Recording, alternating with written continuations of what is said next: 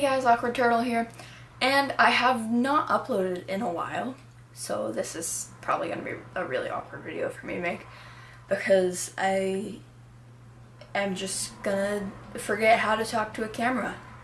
I'm already starting off weird. Today we're going to talk about the top 5 best beginner lizards, and a lot of them are really popular. 2 of them I just so happen to have in my room at the moment. And yeah, let's get started. So the first one we're going to talk about is a very popular lizard in the reptile community, and I just so happened to get it about a month ago, actually, shortly after I uploaded my first video.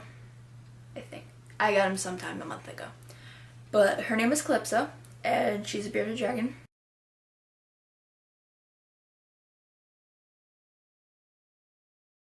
Bearded dragons are really the only lizard, besides another one I'm going to talk about later, that can tolerate handling and actually can bond with their owners. A lot of them have very, very unique personalities. Calypso is one of them. They come in very pretty colors to like the average light brown, dark brownish.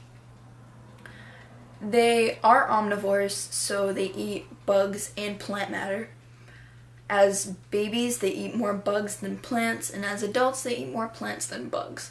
So, for instance, Calypso can eat, like, bugs every other day, and then plants the day that she's not eating bugs, or something like that. She seems to, or she seemed to anyway, she's changed now, but she seemed to take more of a liking to the plants than she had the bugs, but now it's completely opposite, so I have troubles trying to keep up with her with bugs, and I actually need to go out and get some bugs pretty soon here. So right now she's just a baby still, so she's about this big from nose to tail, and she's currently in a 10-gallon. I need to upgrade her. You can keep babies in a 10-gallon for not very long. I think it's about until they're 6 months or so. But it's a specific length they have to be, really, until they can get out of a 10-gallon.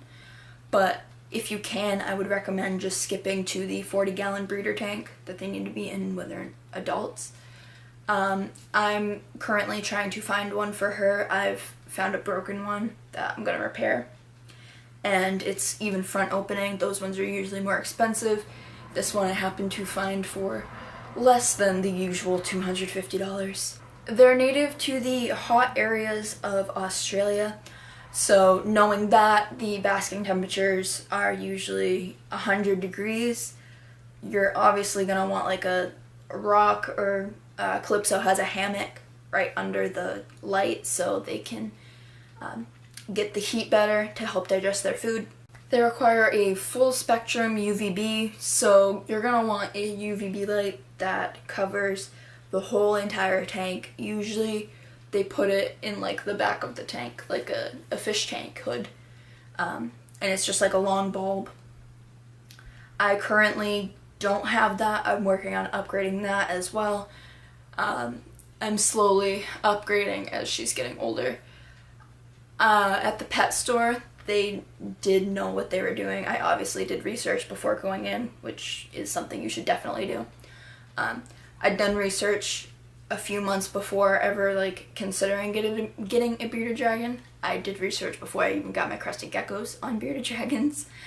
And then a few days before, I reintroduced myself to the bearded dragon research so I could like remind myself. Went to the pet store, and I did not go to a big chain pet store. I'm gonna disclose that right now. I did go to a privately owned pet store. I believe it's family owned, but I'm not sure. And they knew quite a lot about bearded dragons. The one thing that they didn't know that I also didn't know was the UVB situation, where you need a light that covers the whole entire tank in order for them to get the proper UVB they need so you can prevent them from getting bone disease. And the average lifespan of a bearded dragon can be anywhere from 10 to 15 years. With proper care, they can live up to 20 years. So I could have Calypso for quite a while.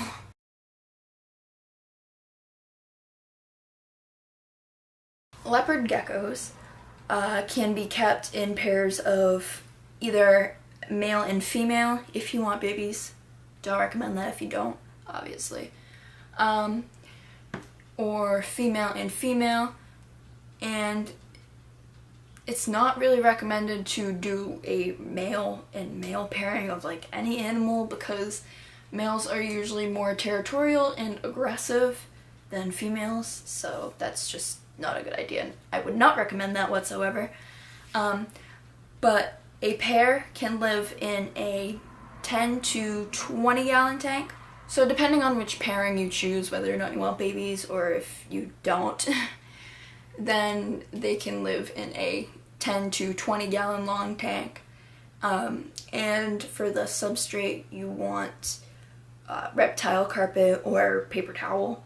Same thing goes with bearded dragons.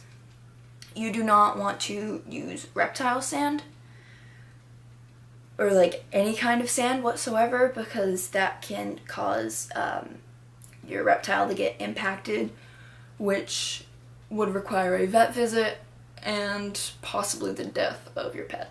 They need a basking light, with the basking spot being from 87 to 90 degrees Fahrenheit.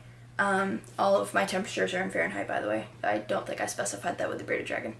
And you never want it to go over 94, because if it goes over 94, that's obviously not good, and they'll probably overheat and could dehydrate and die. The cool side can be 74 to 80 degrees Fahrenheit, and they live 6 to 10 years. However, there are many males that have lived past 10 and into their 20s. A lot of breeders have had them live like anywhere like past 20 up to 27 years, I believe was the oldest one that I could find. So obviously breeders are more experienced keepers, so theirs are probably going to last a little longer than a beginner keeper, because that's just how it usually is. But you could get lucky and have one that lives past 20. You never know. Sometimes they do get bored of a specific bug, so if you're constantly feeding crickets or something, they could get bored of it and stop eating the crickets.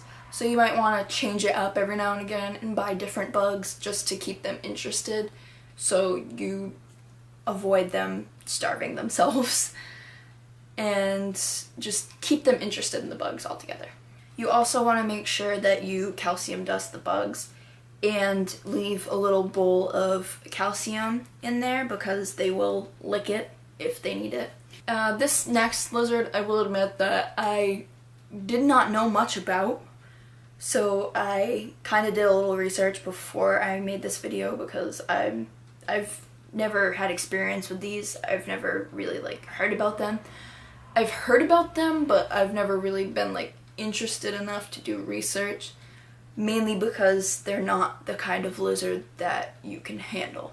So if you want a lizard that you can just observe, then keep listening. If you want one that you can hold, I would recommend you skip to the next one.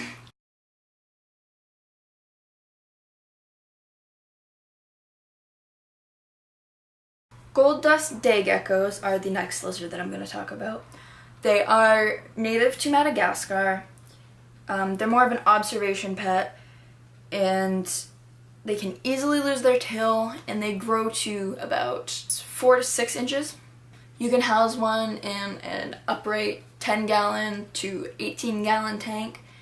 You only want to keep one adult in there because they are nervous animals, and like I said, they can drop their tails easily, so keeping them in pairs probably is not a good idea unless you're breeding, which I don't want to go in depth on that because I don't know much about this lizard, so I don't want to give false information about breeding. But I recommend that you keep one because they are nervous animals. They drop their tails easily.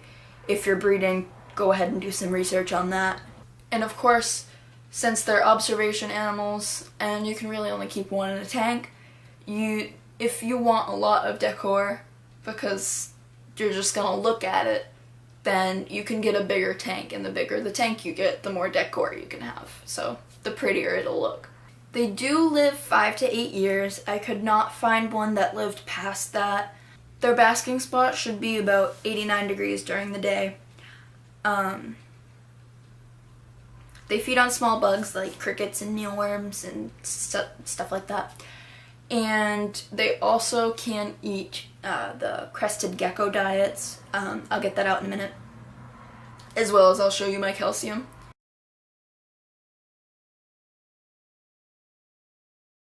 So the next lizard I'm going to talk about is the crested gecko, which I happen to have right behind me.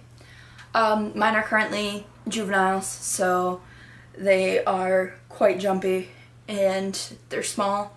So small and jumpy in a big room like mine, which is actually the size of a closet in real life, isn't the best idea because I could easily lose them if I just take them out. One day I took one out and it decided to jump, and it just so happened to land on my guinea pig cage. Thankfully it did not fall through the cracks. So I obviously took him off the cage and put it back in the tank and left them alone for the rest of the day because I did not want to risk an accident or a vet visit. Crested geckos are able to tolerate handling for short periods of time. Oftentimes, if you handle them for too long, it could result in a tail drop, as well as if you're breeding them, they could drop their tails, and their tails do not grow back. Leopard geckos' tails grow back over time. I'm not sure about the gold dust geckos, but crested geckos don't grow back their tails. So if your crested loses its tail, it will often look like what we call a frog butt. It'll heal over and you might have like a little nub for a tail, but it's not much more than that, and it won't come back. Many people aren't really attracted to the frog butt crested geckos because they don't have a tail. A lot of people prefer to buy crested geckos with tails.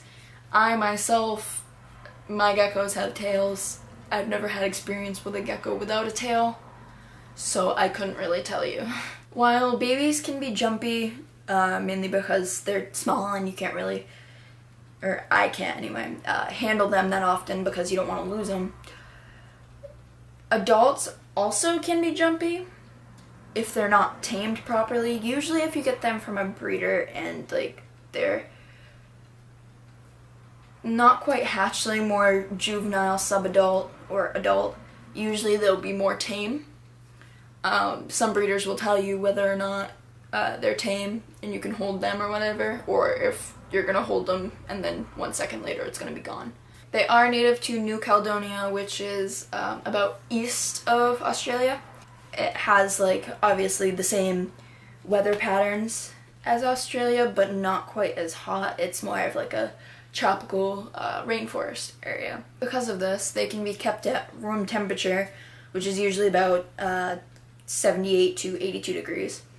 During the summer, spring, maybe autumn-ish, but in the winter I would definitely want to get a heat emitter if it gets anywhere like below 78. I would definitely get a heat emitter or an under tank heater and attach it to the side of the tank because you don't want to attach it to under it because they do burrow occasionally, especially if they're females and they are going to lay eggs. They are nectar eaters and will also eat crickets. Of course you want to dust them with the calcium. I found my calcium, so this is what I have for my bearded dragon. It has vitamin D3 and it's phosphorus free. That rhymes. It's a Flunker's Repticalcium, and I've had this for a month and I want to say I've barely touched it, but I have some in the cup over there, plus I've kind of dumped it in Calypso's tank a few times, so really, if you don't dump it everywhere and you keep it in that or keep a little bit in a cup like I have, then it should last you a while. Honestly, I've had this for a little over a month and I barely touched it. So since they are nectar eaters, you can give them some crested gecko diet, as they call it. It's like a powdery food mix.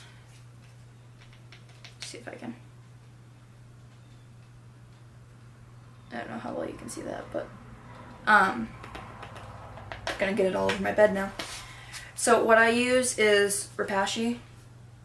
A lot of people use Pangea, but Repashy is kind of just what my aunt gave me when I got them.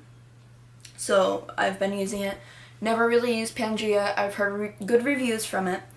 A lot of people say that it fattens your gecko up, so if you're looking to fatten your geckos up, then do Pangea. Some people do Repashy Pangea mixes. I'm sure there's other ones out there too that I've never heard of, but those two are usually the most popular. There is like a specific diet schedule that you really should do for crested geckos.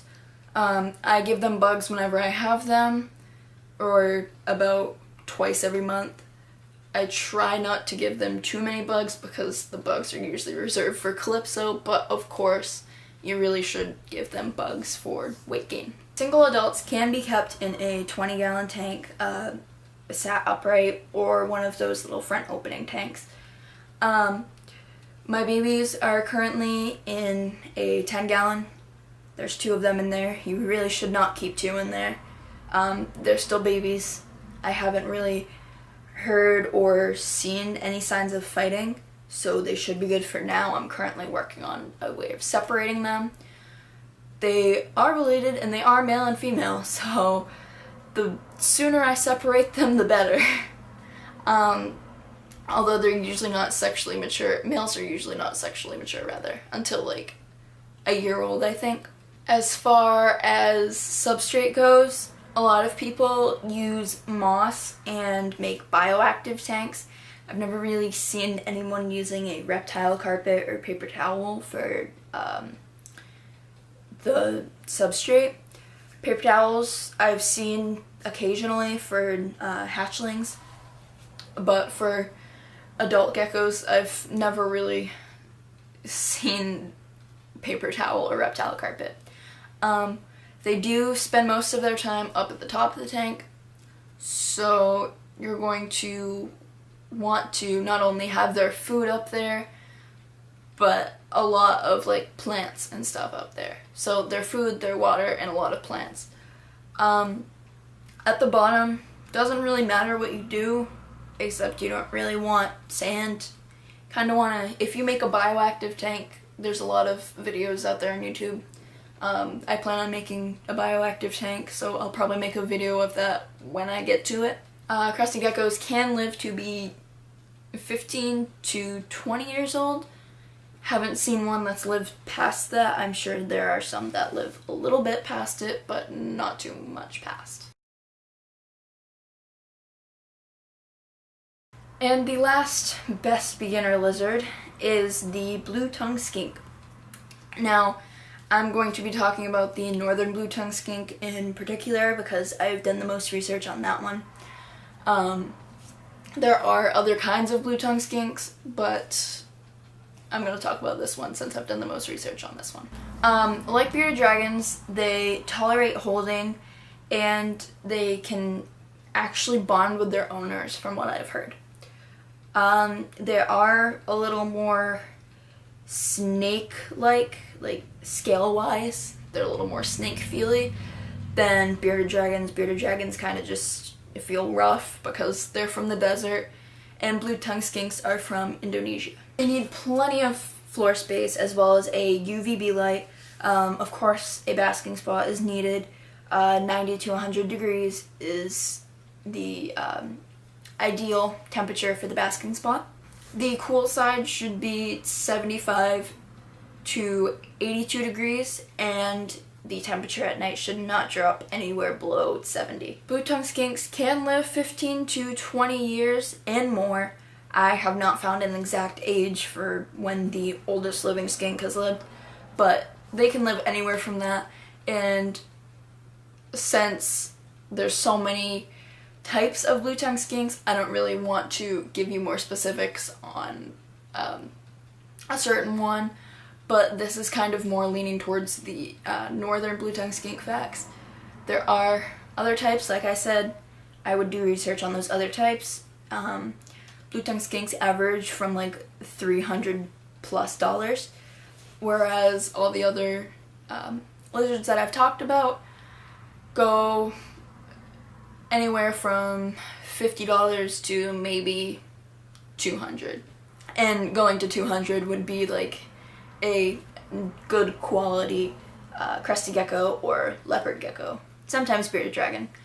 Usually the weirder morphs, like for example, the blizzard morph for leopard geckos. They usually, I think they're about 50, 75 maybe? I could be wrong. And for crested geckos, the extreme harlequins and super dalmatians usually are $300 to $400. So if you're looking to spend that much on a lizard, I would just get a skink. Anyway, blue-tongued skinks eat a wide variety of foods, like dog foods, cat foods, veggies, fruits, stuff like that. I will put a whole list of stuff that they eat in the description because I don't want to sit here and list off everything that they can eat. Thank you all so much for watching. I hope you enjoyed the video. Make sure to like and subscribe and watch my previous